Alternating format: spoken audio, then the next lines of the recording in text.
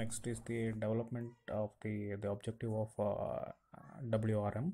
So in this, the main objective is national goals, water resources assessment, and water resources policies or a strategy, and the WRM implementation plan, water resource management implementation plan, and the action of the implementation.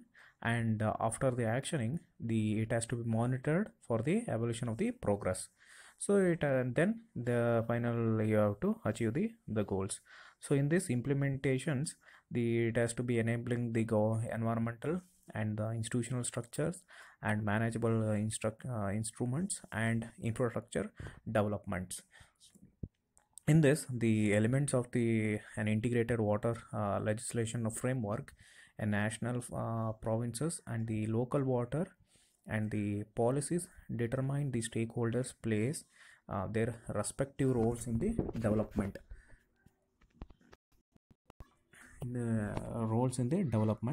So there the management of the water resources has to undergoes. So and the basin whatever the basin organizations are there that put by the law have the strong mandates, and laws and the water policies spells out the rules and the responsibilities and the accountability of the public and the private sectors. So whatever the water managements and framework should be a part of the existing the national administrative systems. In this, the basins and the national water policies management should plan whatever it should be planned. It is to be harmonized, and it should have the sustainability for over a period of the time. So in this, it has to undergoes the social development and economical development and the environmental policies.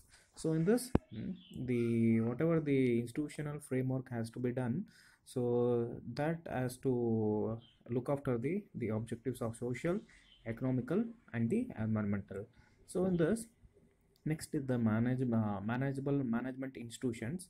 So in this, the whatever the water developments are there, so it has to be managed, monitored, and it has to be evaluated. So next, in this, the whatever in the next level, the activity sectors, whatever the health, water quality, and water supply, and flood, and the whatever the droughts conditions are there, that has to be sustained. So and energy and whatever the energy which can be drawn, so that has to be taken care. And this management has to taken care of the agricultural, industrial, and the forestry. So the pollution of the previous whatever the previous pollutions are there has to be taken care, and the coastal management and ecosystem management has to be taken care by this systems. Okay, so that's what the total process prosperity and the working condition of the water resources management process. So in this overall, the overall care has to be taken care, where whether the laws and the policies are being taken responsibility, and whether it is accountable for the public and the private sector, it should be monitored. Okay, so apart from that, the whatever the water management framework should be a part of the existing administration, especially national administrative systems, and it has to be taken care of the national water policies, and the whatever the managements and plans has to be there, it has to be interconnected between one and another. So that's about the process.